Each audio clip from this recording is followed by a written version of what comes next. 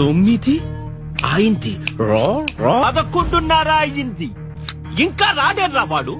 రాహుకాలము పోయే కాలము ముహూర్తం. ఈ బడ్జెట్ పై చాలా మంది ఎన్నో ఎక్స్పెక్టేషన్స్ పెట్టుకుంటారు. ప్రతి సామాన్యుడి నుంచి పెద్ద పెద్ద బిజినెస్ మ్యాగ్నెట్స్ వరకు ఎన్నో ఎక్స్పెక్టేషన్స్ పెట్టుకుంటూ ఉంటారు. అయితే ఈ బడ్జెట్ తరువాత ఏ వస్తువులపై రేట్లు పెరగ ఆనరబుల్ స్పీకర్ కి సంబంధించి ఇంట్రెస్ట్ రేట్స్ కూడా తగ్గనున్నట్లుగా తెలుస్తుంది. మరోవైపు ఎలక్ట్రిక్ వెహికల్స్ పై ఆల్రెడీ చాలా సబ్సిడీ ఇస్తున్నారు. ఇక ఆ సబ్సిడీని మరింతగా పెంచే యోచనలో ఉన్నట్లుగా తెలుస్తుంది. ఎలక్ట్రిక్ వస్తువుల చార్జెస్ కూడా తగ్గనున్నట్లుగా తెలుస్తోంది. ఈసారి ఈ బడ్జెట్ లో పెట్రోల్ డీజిల్ రేట్లను కూడా తగ్గించనున్నట్లుగా తెలుస్తుంది. ఒక సామాన్యుడికి ఇంతకు మించి ఏం కావాలి చెప్పండి.